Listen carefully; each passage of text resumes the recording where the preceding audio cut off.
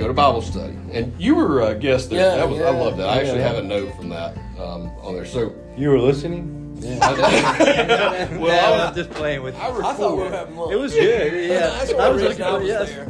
You know, I've always thought minor in the things that are minor, major in the things that are major.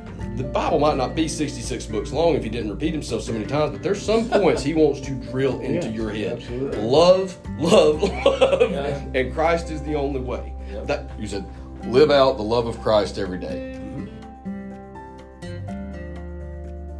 But Jesus is at a dinner party in Luke chapter 14, and we're looking at 24 verses.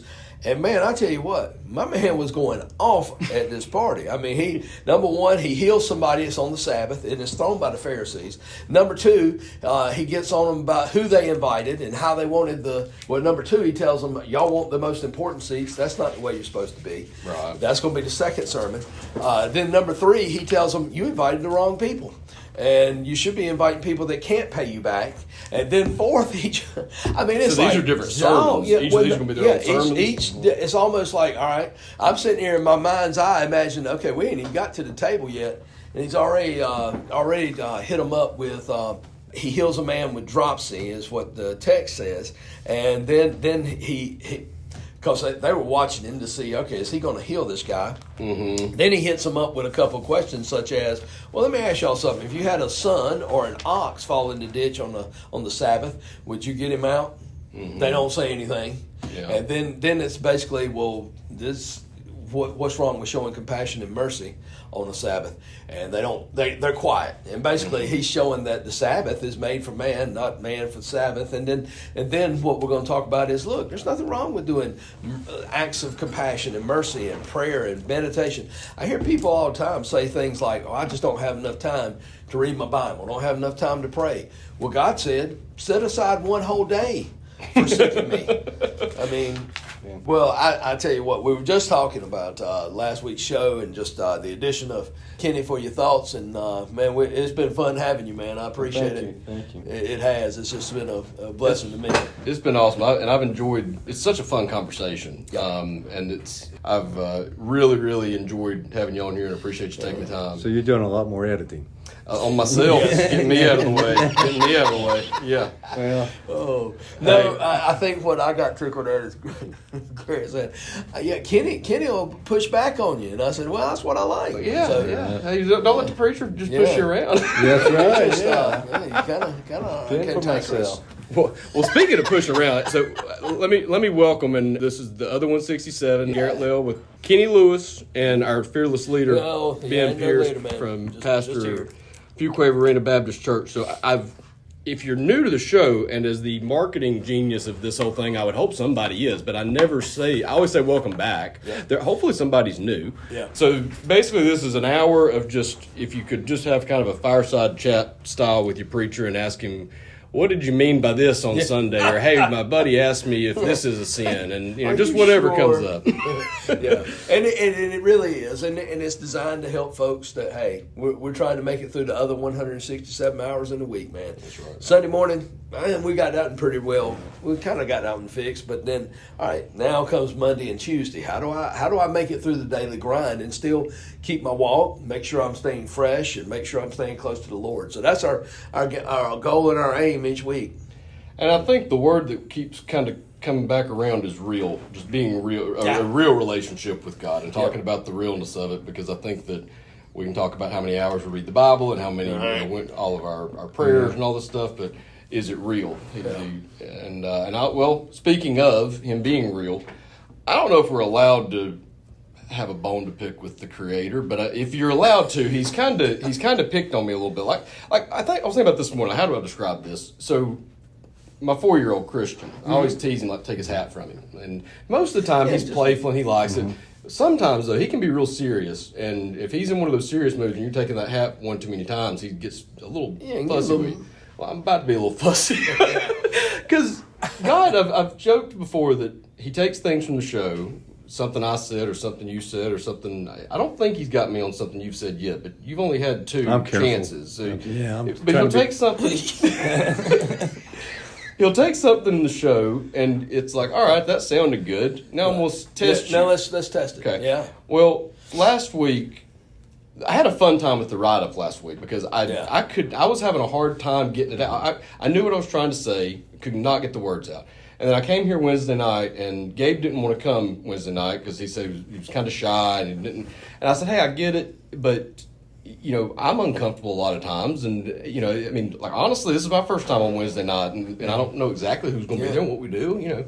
I said, but I didn't make him come, and on the way here, it kind of hit me. That's where your growth comes from. You're going to be uncomfortable a lot of times. So then I got back home, and after hours of not being able to get anything down, in 10 minutes, I start writing. If you want to walk with Christ, you better get comfortable being uncomfortable. That's right. Flowed the whole thing off in 10 minutes. Great, loved it. Then I go Thursday morning. Go to Bible study, and you were a guest there. I love that. I actually have a note from that on there. So You were listening? well, I'm just playing with you. I thought we were having lunch. It was good. Yeah, That's I one was reason looking I for was yes. there. I record it just in case you say something important later. So after Bible study, one of the ladies comes over and asks me if I'd be interested in teaching a Sunday school class. Martha, I think Liz is. Hey, Martha. Hey, shout out. So I said, yeah, sure. I'm always try about anything. So they're kind of rotating in, looking for new speakers, and thought it might be nice to have a kind of a fresher, younger perspective on things. So for the context of what I'm about to say here, this class is about my mom's age. I guess is about. Well, how old's your mother? Well, I'm not going to say that. Yeah. Mama I'd say yes. Yes. You would say yes? Yeah, that's probably in the ballpark. Yeah. All right, I'd so say yes. Well, my wife's in there now. That's why I'm backing off on that. Yeah. She does listen. There are some in there that are your mom's age. Okay, there you Yeah. go. Okay. Then there are some that are not. I'm going to Closer to my mama's age than I'm my gonna keep age. quiet I'd Yes. say Yes. for the most part. All right. So she shows me the study plan and says, "No, we're pretty flexible, and but this is kind of this is where we're at, and this is where we're going to have you teach." And I said, "Okay." I mean, I've never taught a Sunday school class or even really attended that many, but sure. I mean, I've been doing all kinds of stuff that I didn't think I'd do. So I go home, and this is perfect. It's in Genesis. So All right. I just started Genesis, so in a few weeks I'll be getting to this. It's towards the end of Genesis. So I Okay. get the kids to bed, and I'm like, I'm going to go ahead and just take a look at this passage and see. It's a long way off, but I can let it start marinating a little That's bit. right. At least let it get You some better. oxygen. So I open my Bible to Genesis chapter 39, verse 7. Uh-huh. And are you familiar with that off the top of your head? About that time frame is that's when Jacob and Rachel and Leah and all that, right? I mean, Genesis 50 is where Joseph is already in Egypt, and so it's probably about the beginning of Joseph's time. The Bible I have here says Joseph and the Potiphar's wife. Oh, okay, yeah. Okay. So Wow, there's a lot of goes on. I guess that's right. Yep. So as I get ready to read this, I read, now Joseph was well built and handsome, and after a while his master's wife took notice of Joseph and said, "Come to bed with me." And I'm thinking, wait a minute now, Lord. Yeah. You've got to be kidding here. So if you haven't, I won't read the entire thing, but on your free time, read Genesis 39, 7 through 21, and imagine me trying to teach this to a class, or teach on this passage in front of my mom's demographic. Indeed. But I'm not a particularly great teacher or public speaker. First time being in there. First time there. And this is my subject lesson. And then I'm remembering, now where would this come from? Very first thing I said in the write-up last week is, if you want to follow Christ, get comfortable being uncomfortable. Yeah. I said, you got to be kidding me right now. No, I had a similar event like that. I used to teach my grandmother's class. No joke. She was my grandmother. She was in there, and everybody in that class was 85 and above. Mm-hmm. And then you have a lesson like that, and you're sitting there as I was 30, 40 years old, and I'm still, I got to talk about this. Let's talk about some other lesson. Give me something else. Let me try to teach the Trinity and try to understand it in three parts. Yeah. I'd rather do that but no. And I think it's one of, and even in that, as uncomfortable as it is, there's some principles there to apply to everybody. Doesn't have to deal with Joseph and Potiphar's wife. It can deal with, hey, how do you stay away from sin? Mm-hmm. And it's right there in that text how Joseph, some of the things he decides to do, how he says, I can't sin against Potiphar or the Lord, more importantly the Lord.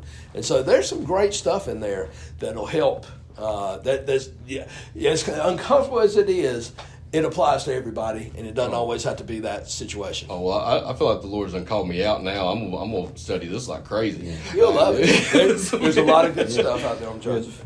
Yeah, a lot of it's graphic. I mean, a lot of Genesis is pretty graphic, but True. that's Better than nighttime TV sometimes. yeah, I guess so. You're right. Oh, listen, you read it, some of the things those patriarchs did to each other and how they did it. Man, Dallas ain't never had anything that good. Yeah. And I'm not so bad now. I didn't go that far. I just said primetime TV is you could do a primetime TV show from some of those stories in Genesis, and you'd be like, whoa, they did what? Genesis is great, but you've got really, really action-packed stories broken up with genealogies that go for that can be a chapter or two long. Just in those, it's always fascinating to me though. Every time I've started reading Genesis, and I guess Exodus to an extent too, I always get real confused because it's like, man, God used some raunchy people to do good things there, and that's kind of the point of the rest of the Bible. And when you think about it that way, but the irony of things like Noah's getting off the boat and he's got the new covenant, and 4 verses later he's drunk and naked. I mean, like it does not take very long to shift. Jacob was a swindler. Abraham had trouble telling the truth. When you really break down, and then Peter, I mean, you got Thomas who was a doubter, Peter who denied him, you got Paul who was a murderer. The only one, and I've seen the same thing, it describes all the people God used, and it said the only one that really would have been on the stick would have been Judas, and look what he did. And so when you really stop and think about it, that's the beauty of grace, and this beauty of the if you will, the spiritual gifts, if you will, of using just average, everyday people, because that's what God loves to do, is take average, ordinary people and use them in extraordinary ways. Because look, I love Jim Valvano, and I'll quote him. Hey, shout out with me. Jim Valvano said he was talking in his speech, and he quoted a priest or somebody that came and talked to him when he was a kid and said, God must love ordinary people because he made so many of them. But you can do ordinary people can do extraordinary things, and that's the beauty of what God does. Yeah, and I was going to say that ordinary people. I might have heard it from you. Ordinary people do. God does extraordinary things through them. My favorite pastor to read, a old timey preacher, he wrote this numerous times. He said, "God uses crooked sticks to hit a good lick." And what I love about that is, think about it. He ain't got anything to work with but crooked sticks. We're all broken. We're all, sinners at best. But yet, that's where and he tells Paul that, where you are weak, that's where my strength comes in. And so there's nothing wrong with that. Hey, to be broken, to be humble, to be, what am I doing here? That's where God can use you the best. And God uses like ordinary people, and I remember reading a scripture in the Bible. I know it's in the Gospels, but it might be in Luke. It lists Caesar Augustus, right? Another famous person, Herod, and all these guys had audiences, and they could have done a lot of things, but the word of God came to John the Baptist, who was nobody, to pave the way for Christ. Isn't that amazing?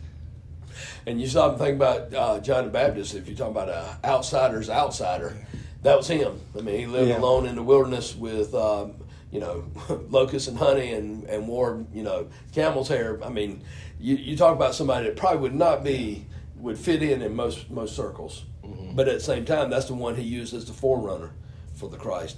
And I think that's the way, when you stop and think about it, it's the way God does things. It's not complicated. It's the ordinary. Don't make things complicated. Keep it the simple people. I mean, John the Baptist, even Jesus. Jesus didn't come riding on a victorious white horse and, look at the king. No, he came on a lowly donkey, dying for sin. You said something towards the end of the sermon on Sunday that kind of encapsulated in one sentence something that it's a lot of what we talk about on the show. It's a lot of what I've been thinking about lately. You said, live out the love of Christ every day. Mm-hmm. And I broke that down and said, live out the love of Christ every day. So kind of put emphasis on each of those three as a block. Loving Christ is one thing. living it out is what we've talked about before. Followers versus fans is something we talked about when we named the show that. And you talked about you don't think Jesus was as interested in more followers or in more fans and he more people could have got all the followers in the world. Right. Just keep offering free lunches. Free meals. Yeah, there you go. Everybody bring me your fish and bread, and man, I'll feed the world. And he could have had everybody. I mean, hey, look, doesn't take much. Politics, all it takes is just making sure my contingency is getting some green or getting fed, and they'll vote for me. Yeah. And my favorite way I think I've heard you say it is in church a couple of weeks ago, the difference between admiring the teachings of Jesus and following Jesus. Yeah, and there's a big difference there's a between huge the two. difference. And it's so much easier. So when you say live out the love of Christ, that's become kind of the way that I say that prayer in the morning is help me to represent your love when my interactions with other people and just living out that love that he has. I guess you could be stirred by his teachings, but you can be changed by following his teachings. Yep. And in letting A lot of people are him- stirred, but never change. And And a that- lot of people love them, but they never live them. Right. And we can sit here, and this is what I try not to be guilty of, but it's we can sit here and we can talk about stuff, and we can talk a big game, and I can put a nice little write-up together, and we put pretty graphics on it, and I can do all kinds of stuff with it. And if I spend all my time sitting around thinking about God, I'm not getting out and showing that. Yeah. And it becomes really easy in our day-to-day lives to think we're doing all those things we need to do, but how many times even tiny little things, like somebody had to come pick something up today. I'm trying to clean out my garage, and somebody came and picked something up. And just thinking about, okay, well, I could easily just leave it on the porch and let him leave the $10 under the mat or whatever.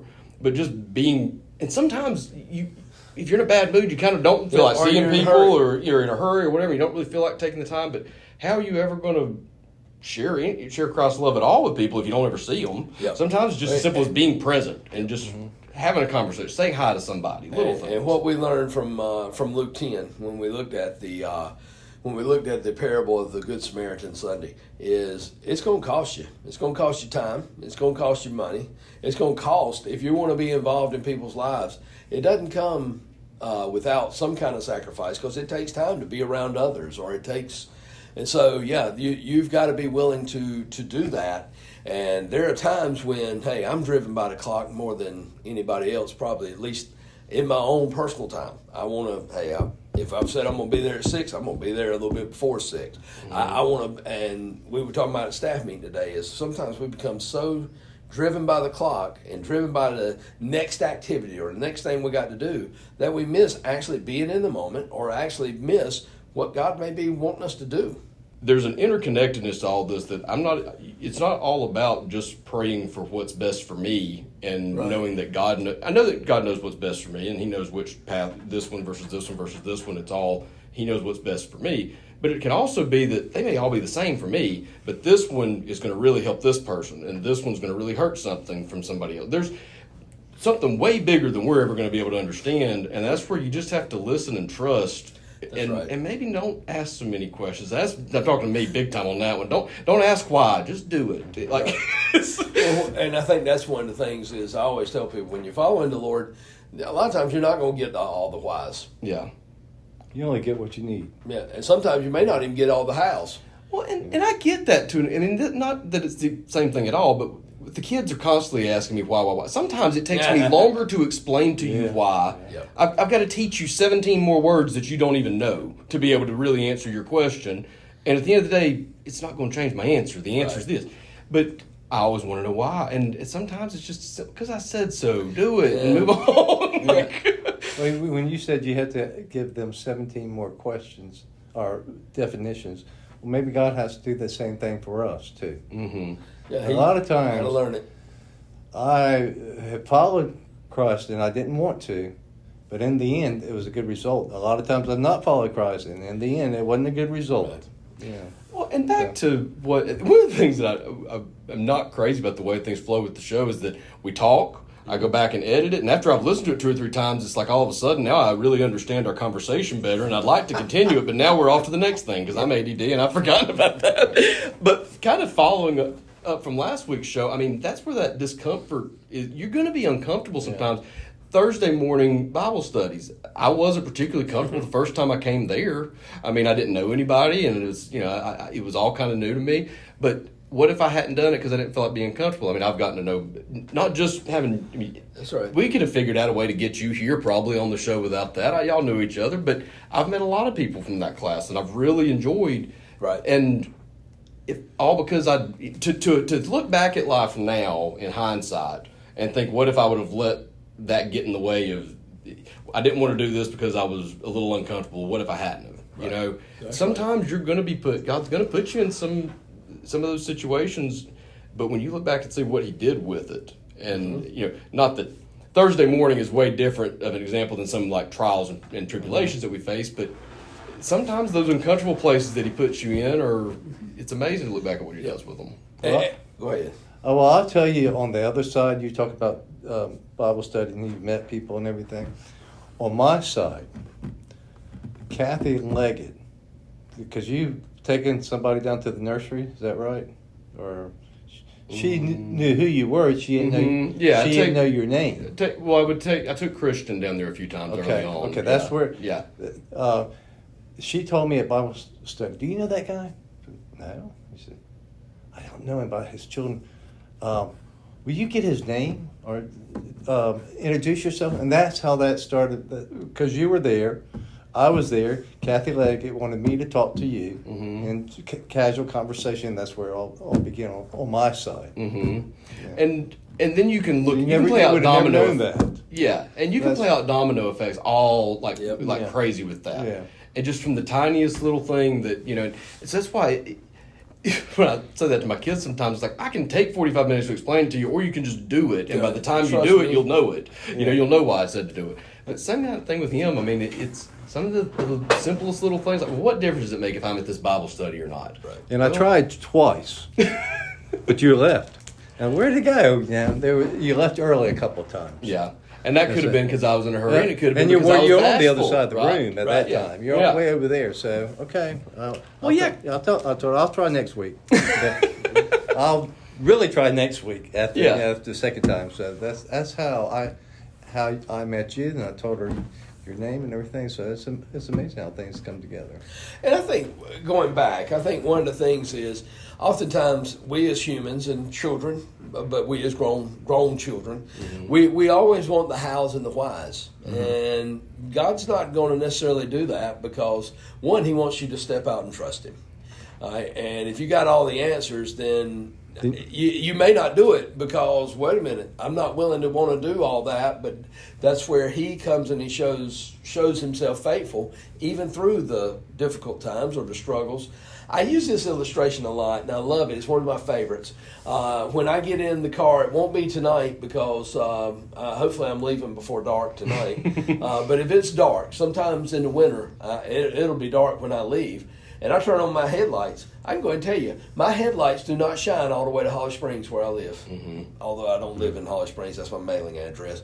My headlights don't shine all the way to the house. My headlights shine just far enough for me to see to go drive that next. Now, my older van, probably 50 yards, versus some of these new LED halogens. I think they go about 3 miles, as bright as they are coming at you. But I see enough to get me down. Then I go drive it into that, and lo and behold, my light's ahead of it. And so I don't know all the hows and the whys, or how long it's going to take me, or am I going to have to stop at this stoplight? And is that going to be something that, all our stoplights, I got to stop at this one? Or is there going to be road construction at the corner of Piney Grove and Wilburn Road and 42 that I sat in for about 25 minutes the other night? I mean, is it going to be those kind of things that if I'd known that when I got in the car, I'd have gone a whole different way? But I mean, that's just using that little illustration of we see just enough, but you're never going to have all the hows and whys. But then when I get to the final destination, I'll understand. Okay, Lord, so that's what you were doing. Yeah, can I chime in on that? Yeah. Always. I do remember your sermon where you can't handle the truth. Yeah. You remember that? Yeah. Because Leah messed it up. Yeah. Took his line. But I remember that. Now I know exactly the one. Yeah. Yeah. You can't handle the truth. I can't handle no one. I can only handle what's here right now. I don't even understand what's going to happen tomorrow. I don't even know what's going to happen. But I do remember one time I was in a plane, and all I can see is inside the plane, and this room. I can't see anything up there. As I got higher, I could see more. And then I got higher. I could see these cars going this. Well, you better stop here, because if you don't, this guy's going to slam right through. And when I got up higher and higher, I could see a lot. And that's how God is. He's up here, but I'm down here. I just have to trust Him that He's going to take care of today. I'm not going to worry about 2 miles down the road. Well, I don't say I'm not going to worry, because I have done that. I mean, I by default, I always go backwards without God instead of going towards Him. For some, and when I try and do it on myself, I drift downward and not upward. Yeah. I think most of us are. So, and that brings up an interesting point. I mean, you said I'm not going to worry about the future. You're exactly right, because He tells us don't worry. Yeah. It's a sin. At the same time, there should be that concern, that thinking ahead, that hey, but at the same time, don't take it on as worry. As much as I used to have a dear godly friend that he used to say, "I'm not worried, I'm just concerned," and I used to be like, "Is that just playing gymnastics?" Yeah. But there's a difference, and I knew what he was talking about. And so you're exactly right. I don't know the future. At the same time, I want to be mindful of it and be thinking ahead, because I think that's wisdom to some degree. But at the same time, Lord, I know where you're going. Just give me wisdom to know how to act and react and what you're doing. Well, I think the thing that I see so much with my kids, especially Christian, just he's at that age, and I really, and I've talked before about how I see myself and my kids in some of it's just their DNA, but also in just seeing their interactions with me as a parent figure. I think of my interactions like that with God. And Christian's an easy one for me, because he's the one who's the most dependent, and that's the one that I'm trying to be most like, probably, and being the most dependent. And with Christian, he's sometimes at that age you can really get in the way trying to help, right? Right. And that's I think so many times that I'll say something to him and think God probably says that to me all the time. Like, get out of my way and let me handle it, or some version of that, or just listen to me and quit arguing with me. Well, better yet, aren't you doing that yet? Right. Yeah, that too. Why am I having to do this? Exactly. You being there on Thursday one was really cool, because it gave us a different perspective. It was a change up from what we've been seeing in the last few weeks. There was something that you said that was just it was really interesting to me. I wanted to kind of bring up here. After all of this study, from mostly Revelation, but End of Times and you other guys places. Have been, what's the name of the study? The Great Disappearance. Great Disappearance. There you go. Okay. There you go. The Great Disappearance. David Jeremiah. So you said, I don't necessarily, is it going to be pre-trib rapture, post-trib, mid-trib, half-trib, partial trib? I don't really know. I just know Jesus wins in the end. Is kind of the way you said it. And I thought, I love the way you said it. Now, at the same time, I've sat through all these others, so I've obviously enjoyed the details too. But I thought about that, and I guess my takeaway is that to you, that's really all that matters. And I've asked you deep questions before, and you'll talk about them. But it's like I can defend any of the ones you want to go with. And, right. When's it going to come? How it's going to play out? I can tell you. Okay, well, this is where this comes from. But look, the ones who knew the Bible the best when Jesus came on the earth the first time missed him the most. Mm-hmm. And so I'm kind of like, I don't want to be so, this is the way it's got to be, because I leave it to God that He can do it about how He wants, and we still go back and say, He was right. We just thought it was X. Yeah. And, and I get the pre-trib and all that. But let's leave, I've always thought minor in the things that are minor, major in the things that are major. Mm-hmm. And that's exactly where I'm going with this, because then that kind of got me thinking, when you take the Bible, okay, and you can probably broadly, I'll try to do this quick, but you could probably lump things into three categories. There are some things that no matter how many times you read the Bible, we're not going to know certain things. Okay, like there's just there's going to be some mystery to it. There's going to be some mystery to it. I mean, and I can think of I like to use this real world analogy. There's some things that we're not going to know, science or religion, whether even the scientists and the atheists, there's some things we're never going to know. Like, I don't think we're ever going to understand the size and magnitude of the universe. And there's a science behind that. The universe is expanding faster than the speed of light, so stuff's getting away from us faster than it can get back. That's right. All right, well, there are going to be some things we don't know about the physical universe. in the spiritual side, I don't think we're ever going to fully understand why God didn't just make us all perfect like Him and let us just stay in harmony in heaven and control us. We can have debates. You can have answers but at the same time, that goes back to, that in theology in years past, and when I say years past, centuries past, there were scholars that would argue how many angels can dance on the head of a pin. Big deal, man. Who cares? I mean, it's one of those of we can answer and ask all these questions, and I like to do it, and I like to discuss it. At the same time, man, does that really help me to go out and, one, witness, or number two, be the salt and the light? And I still want to know it and still want to study. That's why it's important to study. At the same time, I hope, my whole preference is, the reason we study prophecy is not so much so I can know every detail. I just want to know the one who is prophesying about. So I think also within the Bible, there are a lot of breadcrumbs, if you will, and guidance and things that He does give guidance and points on. End of times is an example that you can point to something that says it might be talking pre-trib, rapture, post-trib. Yeah. You can point to something that says this may be okay, this may not be, this might be the right thing to do here, this might not. There are some areas there. And even within one church, two different pastors. Leo's much more into the details of those types of things, and you're more, I don't know, I just know Jesus wins, kind of thing. All right. So there's a lot of stuff in the Bible that could be subject to some interpretation, but you definitely know the general theme of where he's going with it. And then there's some others that are staples you cannot deny, and it's because the Bible might not be 66 books long if He didn't repeat Himself so many times, but there's some points He wants to drill into your head. Absolutely. Love, and Christ is the only way. Those two, and I'm sure there's more than just that, but if He takes the time to be that repetitive over something, I think that might be the thing He's the most concerned about. Now, ending my monologue, the thing that's ironic to me is we spend so much time fighting over this interpretation of this and this versus that we start to create salvation issues out of things that are not salvation issues, and saying that if you don't believe this, then you don't believe like me, and now you're wrong, and you're not saved. Right. If you don't walk down the aisle, you're not saved. That's right. And that's in total contradiction of the one thing that is important to Him, which is love your neighbor. What is it? You can make a public profession. That's right. Walking down the aisle. I'm all right with it, but I don't think it's necessarily the right. You have to do. It's not that for salvation. But people.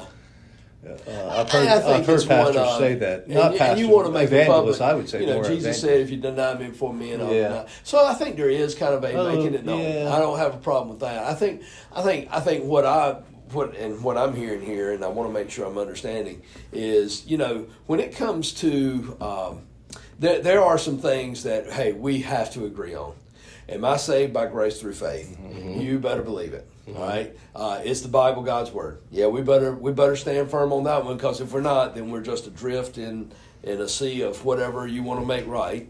But then there comes some things about the Lord's Supper. Does it need to be once a quarter, or are you supposed to do it this?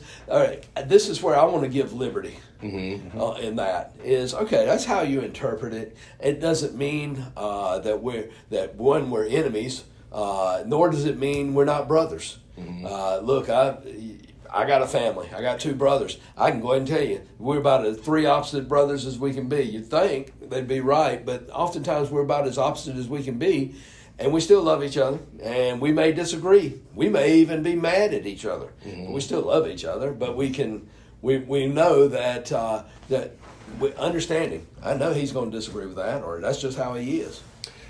So let me give an example of because there's 100 different varieties of this. I mean, there are, yes, Lord's Supper can be one, baptism can be another one, the walk, because I like to call it the walk, right. But the public profession of faith. There's so many things like that you can say, well, if you didn't do this or you did do this, that's.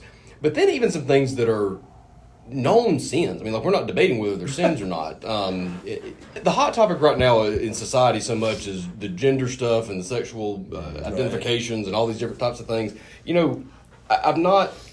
I want to be careful not to say this until I have thoroughly read and seen this, but there's a lot of issues that I think they're addressed in the Bible, but people turn them into this is an unforgivable sin, but Right. this is a forgivable sin, but this isn't an unforgivable sin. This one, there's a pretty short list of categorize them. unforgivable sins, right? I mean, I can name one. right there you Yeah, go. I only know After one. that, That's it. I only know of one. yeah, I Okay. can name one, and after that, I struggle. Okay, so let me ask an open question here. It's rhetorical. Okay.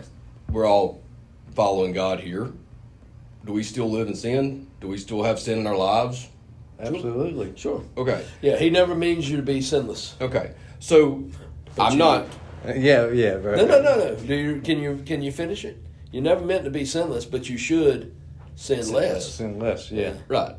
Absolutely. But we're never going to be sinless. There's always going to be a struggle. So I think that you could take all kinds of different paths with this, but I think there's some people that are afraid to come to God because they're afraid of what all these going to make you change. That can be one part of this, but then another And part he of says it, count the cost. right? I mean, there's and he's going to change. Think about we've, this. We've talked about it. He's going to make you. He's going to make some changes. Yeah.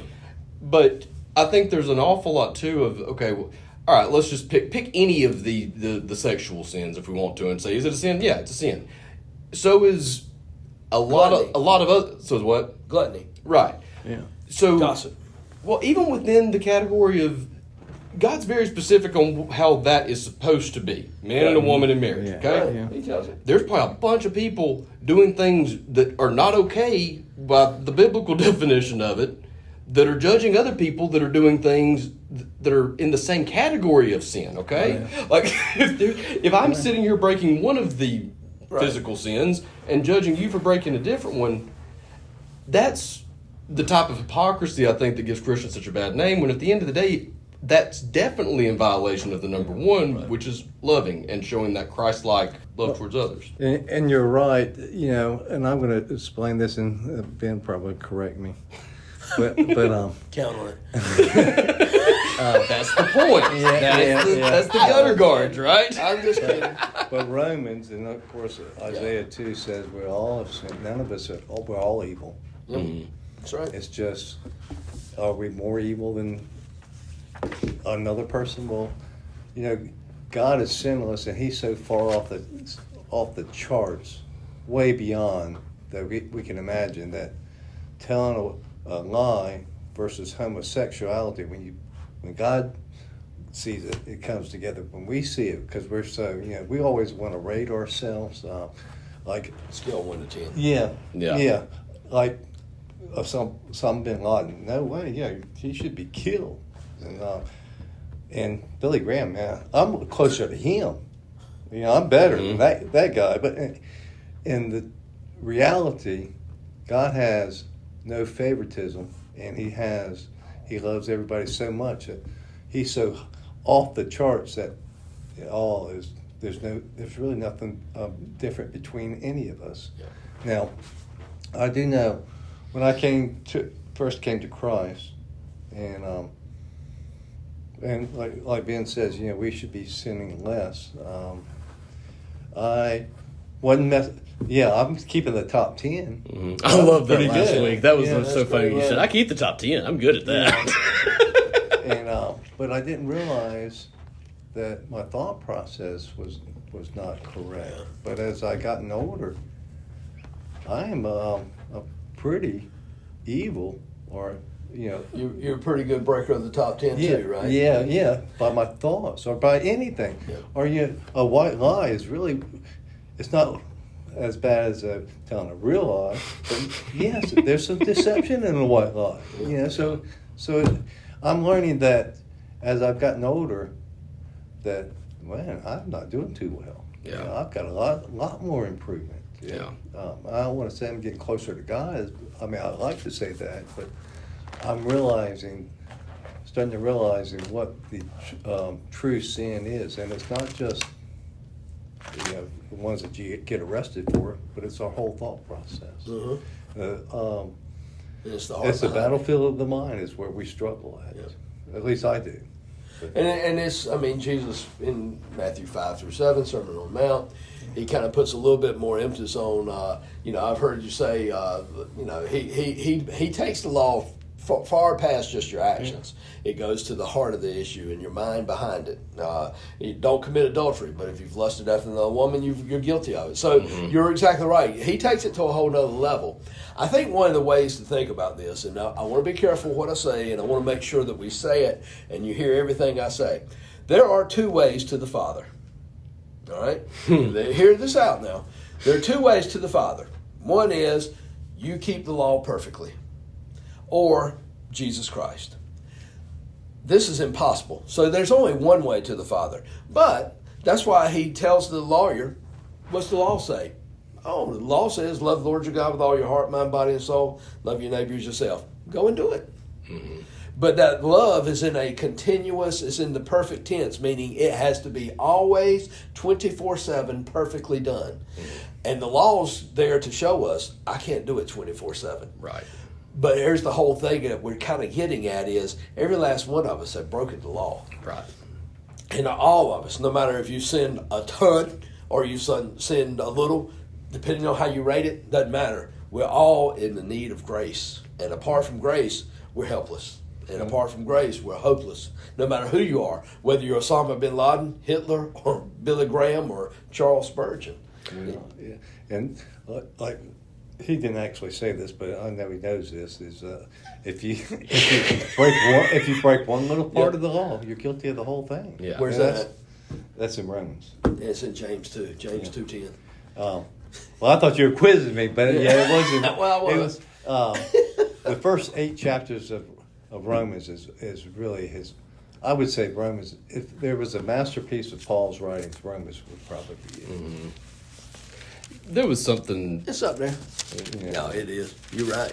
You said, was it Sunday that you brought up forgiving sin unconditionally, and how it's not just we're really quick to forgive people but on the condition you don't do it again, and having conditional forgiveness. That was last Thursday. Okay, that's what that was from. In Isaiah, we talk about come, and God will abundantly pardon. Okay. Then the next verse says, "For His ways are not our ways, nor His thoughts our thoughts." And people use that verse to kind of say, "Oh yeah, God does so many things so much different than we would," and I agree, He does. But that's not the context of what that verse means. That verse says He forgives unlike us. His ways are not our ways. We tend to forgive and say, but don't you do it again. Or, I'll give you a little bit of grace, but man, if you cross me again, no. Think about how many times God's forgiven me. And think about how many times, and how He forgave me, and why He forgave me. So much different than me. And so much different in my ways. And then we're told, Ephesians 4:31, Ephesians 4:32 really, is to forgive others just as God has forgiven you in Christ Jesus. So that is what that verse is getting at, is dealing with, the context is a pardon and forgiveness. Well, and back to what I said earlier about, or what you said on Sunday, living out the love of Christ every day. And I've looked back at, there is a point that I'm bringing like 5 different points together into this one, but when you're thinking about what does that mean? Live out the love of Christ every day. What are some examples of that, and how do I do that? Yeah, I think that is this other 167. And I think it is, okay, let's look at what Christ did. Christ came to seek and to save that which was lost, so He had a heart for the lost. Mark 10:45, He did not come to be served, but to serve, and to give His life as a ransom for the many. So one is live the life of Christ would be one to have a heart for the lost, to be a servant. Look at how Christ never pushed Himself to the front of, look at who I am. It was always a humility. And I think it's that humble walk with the Lord, that humble serving others, that humbleness that says, okay, whose life can I impact today, Lord? And Lord, I want to be used by You. And so when you look at how Christ lived His life, that's kind of what we're talking about. Jesus at the end of His ministry, and He's about to go to the cross, He tells the disciples, it's good that I go away. How is that possible? Jesus, You are on earth. We have You right here with us. And He says, it's better for you that I would go away. Why? Because He goes away and He sends the Holy Spirit. So now, what one person, Jesus, could do right in that area, now He should have hundreds of thousands that are going and doing what He did. And so, what does it mean to be a disciple? It means to be a Christ follower. Well, what does it mean to be a Christ follower? It is to live like he lived and to love like he lived. So, it's all about, to me, it's all about the sacrifice, and it's all about putting others in front of yourself. I think that's what I would kind of, if you could sum up, to live Christ-like is really how it is, but there's a lot that goes into that. Well, I thought of something when you said about Jesus. How can that be when Jesus said, for me to go is best for you? Yeah. And I'm thinking, well, Jesus had to go because physically he couldn't do well in all of us at one time. It's that, and then it's best for me to go is I'm paying for your sin. Yeah. But number two is the Holy Spirit's going to come. Right. It's that's the context. Is the Holy Spirit's going to come, and ministry's going to multiply. Mm-hmm. So, And when you think about the way we forgive, what you were talking about on Thursday about that conditional forgiveness, that's one that has hit me. And you talk about sins as you get closer to God, you almost feel worse about yourself in ways. I feel that I'm not worthy of it, I would say. Yeah. Look, I haven't gotten to the worst point yet, but I probably, hopefully. that's a better way of putting it. I like that better. But I look back now and see so many times and that I've had that condescension, the condescension with people when I'm forgiving. It's like, well, I'll forgive you, but you're lucky that I'm forgiving you. Aren't right. You sure are lucky that I'm a forgiving person kind of mindset. Is there anything less at my feet and ask for Yeah, exactly. There's very few things you can do that are less Christ-like than that. Yeah, you know. exactly. I mean, it's like that's not how he forgave. He forgave with a love. I mean, it's not just that I'm doing it because that's what the Bible says I have to do, right? I mean, it's loving the person you're forgiving, and that's it's hard to. You can't do it without him. There's no way you can do it without him. But when you can experience that feeling, boy, it does. I mean, it makes you feel small in a good way almost. Right. It's a strange. Well, I know one time, and I had a hard time forgiving somebody. My thing was forgive but not forget, that type of thing. Mm-hmm. Because he hurt me, and that's what's so hard about forgiving is because you've been hurt and humiliated, and so. But it took, oh my goodness, it took 2 or 3 years at least. Yep. It should have only taken me one day, or it shouldn't even taken me no time. But my heart had to come around. I had to get to the right place to be able to forgive, and that person probably didn't even think about it. Had probably never thought about it. Mm-hmm. But it took me a while to get in that place where I was able and I could forgive. So sometimes it takes a long time. Sometimes it might take a lifetime. I don't know. I haven't experienced that yet. I'm still alive. So. And it's amazing, and I don't know that this is anything biblical that I'm about to say, but it's amazing what we can get offended at. Mm-hmm. I mean, I've had folks get mad at me for some. I mean, really, and honestly, I've done the same too. Is we get upset at just some of the silliest little things, and I don't know your situation. It could have been something major, but amazing how. And I've dealt with families and counseled families that wouldn't forgive each other, and it was something as simple as something that was said at a meal 25 years ago. I make the joke that, and I did. I had a family that was mad at each other over some chicken legs, and fried chicken legs, and it became you had sisters that wouldn't talk to each other because of just something silly. And it's amazing that we will throw away some relationships because of, okay, you made me mad. And it's almost like, well, golly, are we 2 years old again? Mm-hmm. What? And also, also, if you don't forgive, you're the one that's hurting. You're the one that's suffering. You're the one that has the bitterness.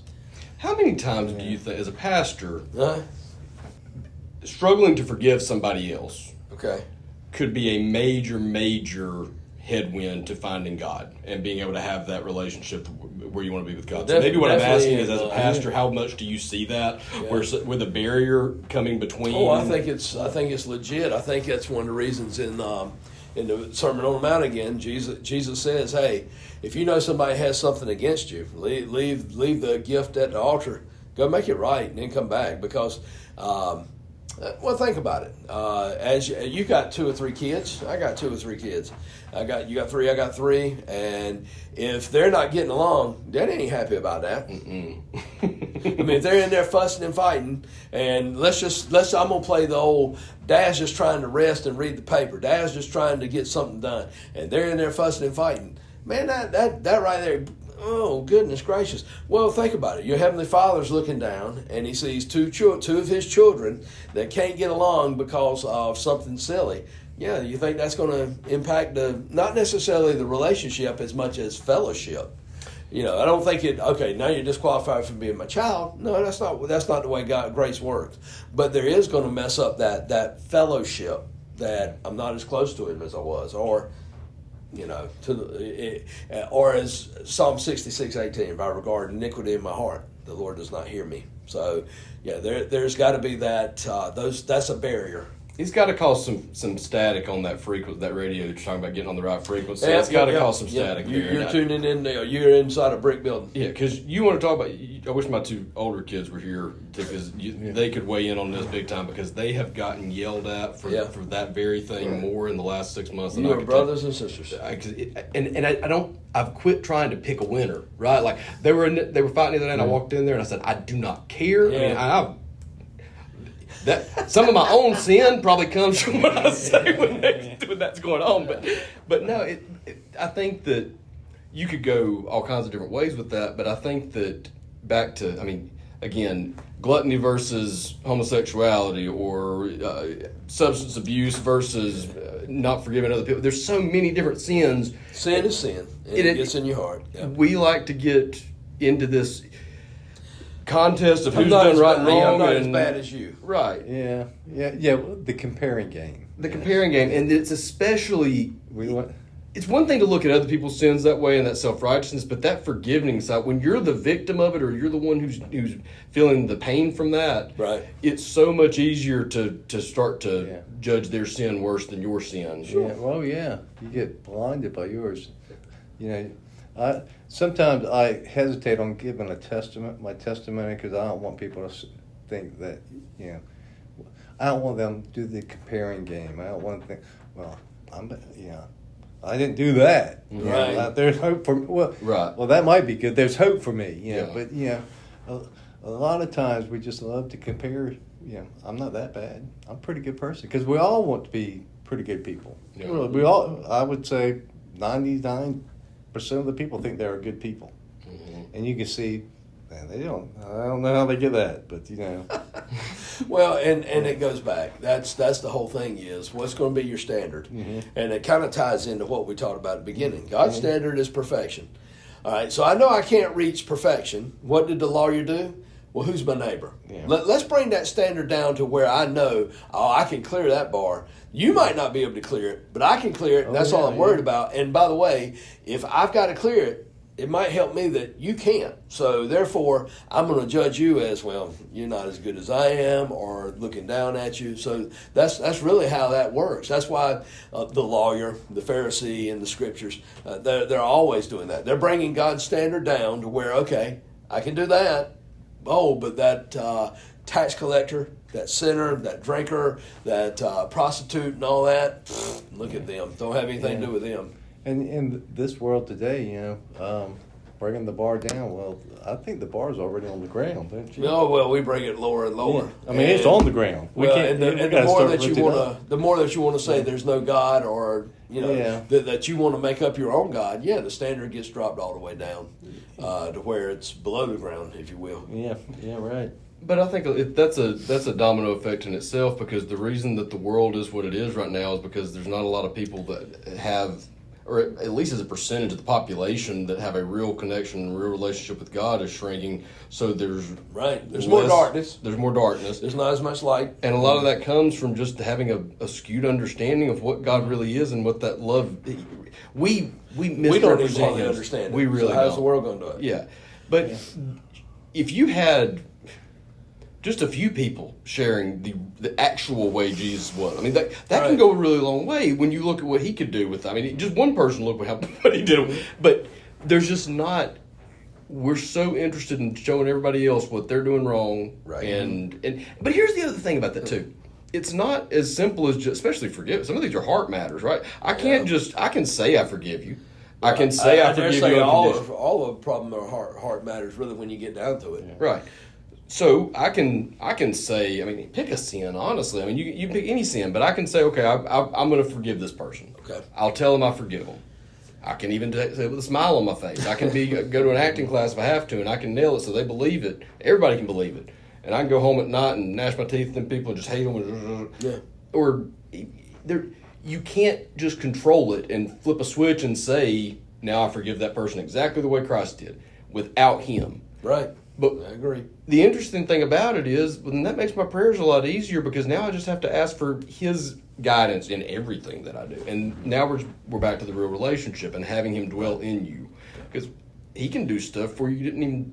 I wasn't even aware of sins that he's fixed. You know what I mean? Yeah. He's improved, or he's cleaned up areas in my life I didn't even realize were dirty from just having him there to point them out. And one of my favorite books that I'm trying to remember the author, and I'll have to find it for you, but the title was so catchy that I was like, man, I want to read that. And it was called The Heart of the Problem. Mm-hmm. And here's the heart of the problem. It's the problem of the heart. Yeah. Because all these sins, gluttony, homosexuality, throw it in there. It all goes back to a heart that is fallen away or wayward from God's standard. Mm-hmm. Even idolatry. For the Old Testament, when the nation of Israel was constantly, God was calling them back because it wasn't just because they were bowing down to an idol. No, it's because their hearts had gone away from God. Yeah. And when your heart goes away from God, that's when you're going to do idol worship, or you might do something else. And so it all goes back to that problem of the heart. That's why Proverbs 4:23 says, guard your heart, because out of it flows the well springs of life. In other words, it's what drives your life. And so you want to guard that heart of making sure, okay, Lord, I don't want any impure way in me. Search me and make sure there's not. Or, Lord, let me be a pure heart. And again, that's hard because, again, when we think about pure motives, pure attitude, pure behavior, man, that is you. And I think the thing of it is, what is it that makes us want to have those pure motives, attitudes, thoughts, behaviors? Is the hope that we have. Mm-hmm. That if I know I've got heaven promised and I know I'm going to be like Him, 1 John 3:3 says, since we have this fixed hope, we purify ourselves. Meaning, and again, I hate that it says, well, I don't hate it, but we purify ourselves makes it sound like, okay, that's something I got to do.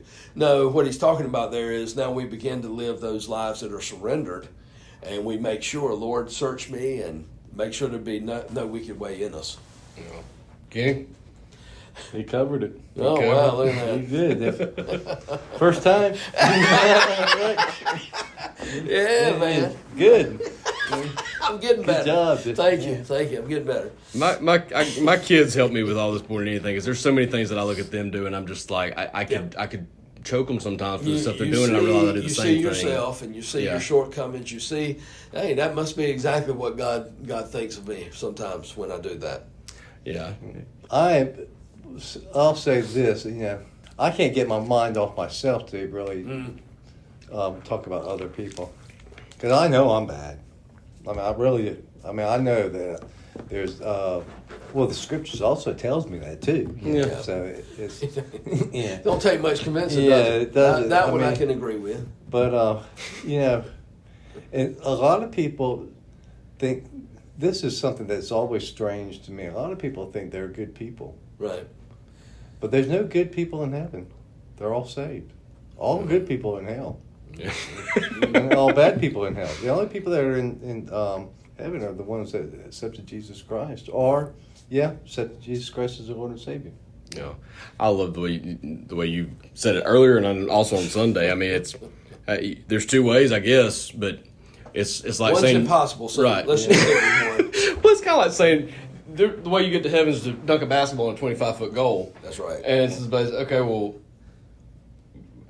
define feet. Are we talking, is a foot this long or this long? Right. How can we take That's what right. you just said and make What's it not your standard for a impossible? foot? Right. And, oh my goodness, I know I can't dunk a basketball at 25 foot, so I got to have somebody. Yeah. Yeah. I don't know if anybody can actually jump 25 feet other than David Even Thompson. the best part misses the mark. Shout And out that's State. why I don't think you're allowed but one shout out to state per show. First show. That's an awfully Alma Carolina mater. blue looking My shirt you alma got on mater today. there. Yeah, my alma mater. He knows what, like at the deacons meeting, I think he's in the closet about that. Oh, He's Lord. in the closet. About Carolina. Speaking of forgiveness, Carolina. speaking of forgiving, He knows a lot about Carolina, but he. speaking of forgiving and loving your brother, we're about to have a fight here. There So you y'all go. see a preacher get mad. No, they called me out on that Sunday in Deacon's meeting. It was didn't they? funny. Yeah, I think you must have some Carolina ties. And I was like, no. You got some connections. Just He's a American. Carolina closet fan. There you go. There you go. Well, we'll discuss my compensation after the show to not name this a closet Carolina fan. I'm not naming it. Don't say come out the closet. Yeah. Whew, it's getting deep. We better end it up. Good times. Good times. Thank y'all. Appreciate it. All right.